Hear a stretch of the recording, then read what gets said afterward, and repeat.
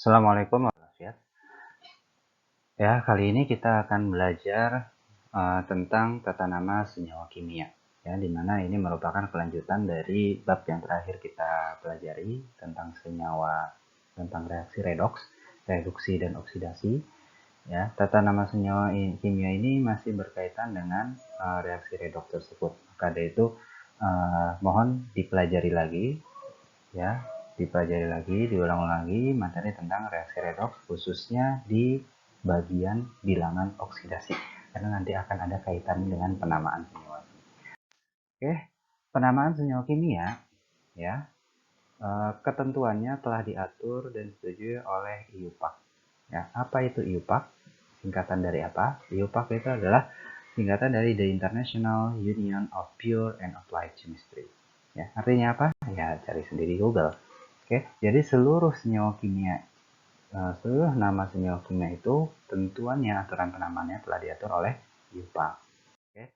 Nah, penamaan senyawa kimia di sini dibagi menjadi 3 pembahasan. Yang pertama, penamaan senyawa biner.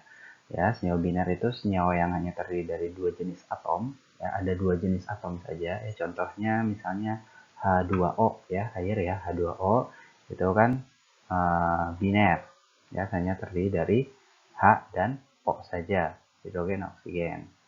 Nah, kemudian CO, nah, itu juga termasuk biner karena hanya terdiri dari C dan O. Nah, selanjutnya penamaan senyawa poliatom. Ya, poliatom itu senyawa yang terdiri dari 3 jenis atom atau lebih. Ya, contohnya apa? Contohnya H2SO4. Contohnya H2SO4 itu ada 3 jenis atom. Apa aja? H, S, dan O. Ya, maka termasuk poliatom. Selanjutnya senyawa asam basa.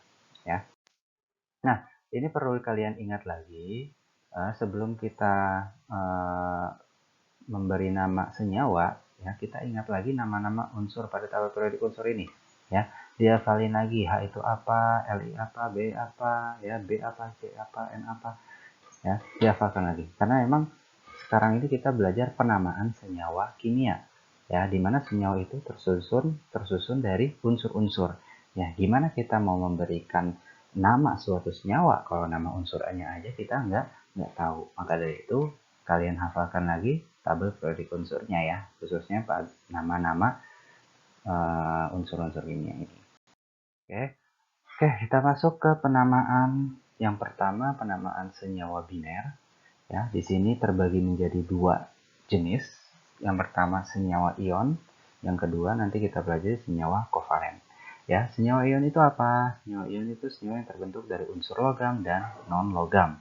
Ya, di mana unsur logam ini yang termasuk unsur logam ya golongan 1A, 2A, 3A dan logam transisi.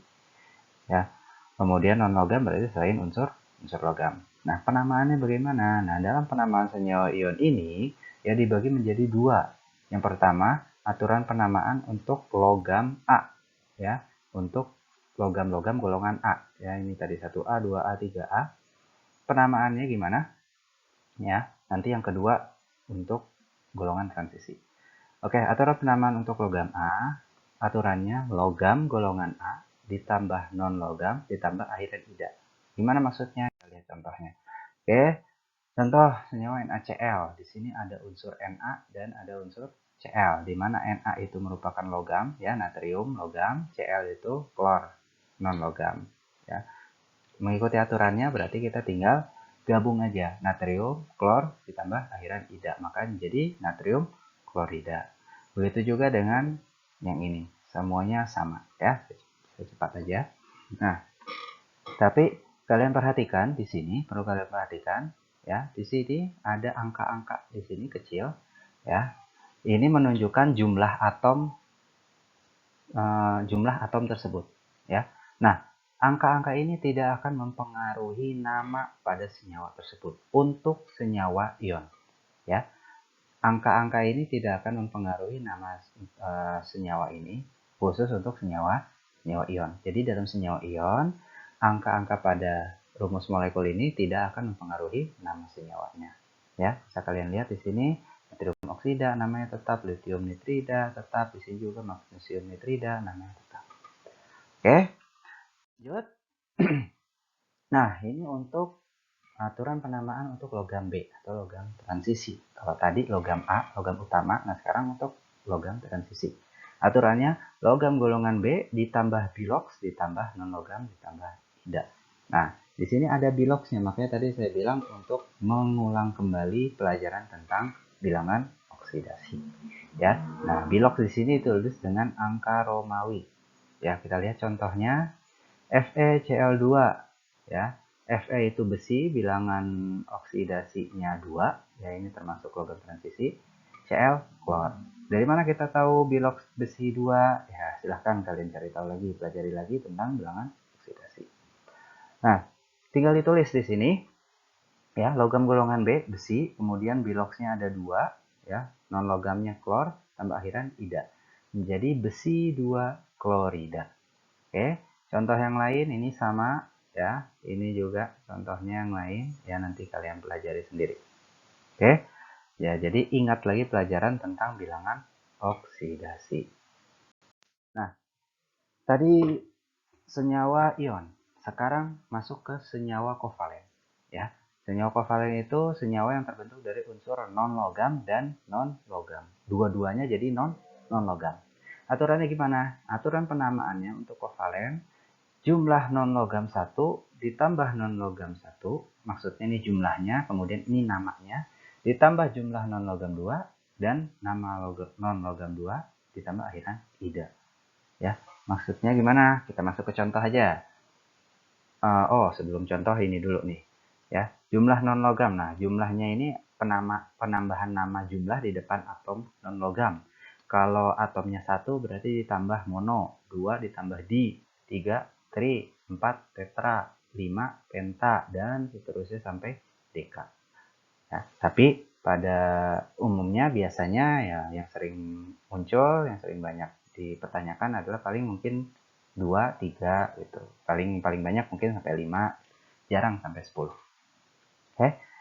Nah, untuk unsur non-logam pertama, jika jumlah atomnya 1, maka tidak perlu ditambah mono. Tapi jika non-logam kedua harus ditambah mono. Maksudnya gimana? Nah, ini kan non-logam ada 2 nih. Non-logam pertama, ini non-logam kedua. Kalau non-logam pertama ini jumlah atomnya 1, berarti nggak perlu ditambah mono. Nggak perlu ditambah mono. Tapi kalau untuk yang kedua, non-logam kedua ini, kalau jumlahnya 1, harus ditambah mono. Contohnya, oke, kita masuk ke contoh. SO3, ya, ini non-logam. S sulfur non-logam, jumlah atomnya 1. Oksigen non-logam, jumlah atomnya 3. Kalau 3 berarti pakai tri. Kalau 1 seharusnya pakai mono kan, tapi karena sulfur ini letaknya di awal, ya, ditulis pertama, maka sulfur tidak perlu ditambah mono. Ya, jumlah atomnya 1 nggak perlu ditambah mono, langsung sulfur. Berarti namanya sulfur trioksida. Ya, sulfur trioksida. Ini kalau ini sama ya, CO. Nah, ini karbon atomnya 1, oksigen jumlah atomnya 1. Karena oksigen itu posisinya ditulis kedua, maka harus ditambah mono. Ya, jadi namanya apa? Karbon monoksida. Ya, begitu juga yang lainnya sama. Nanti kalian bisa pelajari sendiri. Ya. Oke. Nah, sekarang kita masuk ke senyawa poliatom. Senyawa poliatom itu apa? Senyawa poliatom adalah senyawa yang terdiri dari 3 jenis atom atau lebih. Ya, 3 jenis atom atau lebih. Nah, senyawa poliatom ini terdiri dari kation dan anion. Yang umumnya senyawa poliatom itu berbentuk anion. Nah, tapi ada juga yang kation. Ya. Nah, aturan penamaannya untuk poliatom, kation ditulis dulu, baru ditulis anionnya. Oke, nah ini adalah kation dan anion senyawa poliatom. Di mana ini sudah ditentukan namanya oleh IUPAC dan kalian harus menghafalnya. Ya, tapi tenang aja, nggak perlu semuanya dihafal. Ya, hanya yang saya kasih kotak kuning ini aja yang harus kalian hafalkan. Karena yang di kotak kuning ini yang biasanya sering muncul. Kalian harus hafalkan. Ya, misalnya NH4+. Ya, lihat ini muatannya positif ya, plus ya. Berarti ini namanya kation ya. Namanya amonium. OH-, nah ini muatannya negatif, berarti anion. Ini namanya hidroksida. Cn- namanya sianida. Ya, dan perhatikan juga nama-nama yang mirip. Contohnya ini, NO2 nitrit, tapi kalau NO3 nitrat. Ini juga ada, ya. SO3 itu sulfit, kalau SO4 sulfat. Ya, ini juga ada fosfat, ada fosfit. Ya, jadi perhatikan muatan masing-masing ion. Kalau positif berarti dia kation, negatif berarti anion. Dan kalian hafalkan yang ada di kotak kuning. Oke, contoh kita masuk ke contohnya. Kalau tadi senyawa poliatom anion kationnya ya. Nah sekarang contoh penamaan senyawanya yang mengandung poliatom. Ya, contohnya K2SO4. Ya, SO4 tadi namanya apa? Sulfat kan? Kalau K, kalium. Ya, kalium ini sebagai kation, sulfat ini anion, maka namanya kation dulu, baru anion. Jadi kalium sulfat. Ya, begitu juga yang lain. Nah, ini untuk CH3COO-Na ya. Pengecualian untuk CH3COO. Ya, CH3COO atau asetat, ya ini dia anion. Tapi penulisannya kalau dalam rumus molekul penulisannya selalu di depan, baru kationnya. Tapi dalam penulisan senyawa tetap kationnya dulu yang ditulis, baru anionnya. Ya, jadi dalam rumus molekul CH3COO- itu ditulis duluan, tapi kalau dalam penulisan nama senyawanya ya tetap diletakkan di belakang karena dia sifatnya sebagai anion ya atau ion negatif. Ya, ini juga sama amonium klorida ya. Itu dia sama saja aturannya. Nah, selanjutnya yang terakhir penamaan senyawa asam basa. Asam itu adalah senyawa yang mengandung kation H+. Ya, H+ ini bisa kita sebut sebagai asam. Basa mengandung anion OH-. OH- ini bisa kita sebut sebagai hidroksida. Nah, aturan penamaannya sama seperti poliatom, kation ditulis dulu baru anion. Nah, kation ini selalu asam ya, selalu ditempatkan di depan dan anion basa selalu di belakang. Contoh. Oke, contohnya yang pertama HCl ya, sudah masyhur di kalian juga sudah sering dengar. HCl, H+. Berarti ini disebut asam kan? Ya, Cl, klorida. Berarti namanya asam klorida. Begitu juga ini H2SO4. H2 ini asam, SO4 tadi sulfat, berarti asam sulfat. Ya, dan lain-lain. Nah, untuk ini CH3COOH ya, ini H plusnya di belakang. Kan tadi saya bilang ya, kalau CH3COO- itu penulisan rumus molekul selalu di depan, tapi kalau untuk namanya selalu ditempatkan di belakang. Maka ini namanya asam asetat. Basa juga sama ya, OH-nya di belakang.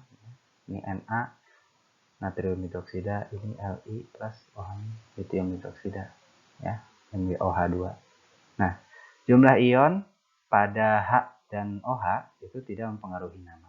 Jadi mau di sini H-nya 2, H3, H4 tetap aja disebutnya asam. Ini juga sama, MgOH2 mau 2, 3 tetap disebutnya hidroksida. Oke, sekian dulu materi kali ini tentang tata nama senyawa kimia. Ya semoga kalian bisa pahami. Kalau kalian kurang paham silahkan kalian bisa ulang-ulang lagi videonya. Ya, kalau ada yang ingin ditanyakan silahkan tanyakan di Google Classroom. Mungkin cukup sekian dari saya. Ya semoga bisa dipahami. Mohon maaf kalau ada salahnya. Assalamualaikum warahmatullahi wabarakatuh.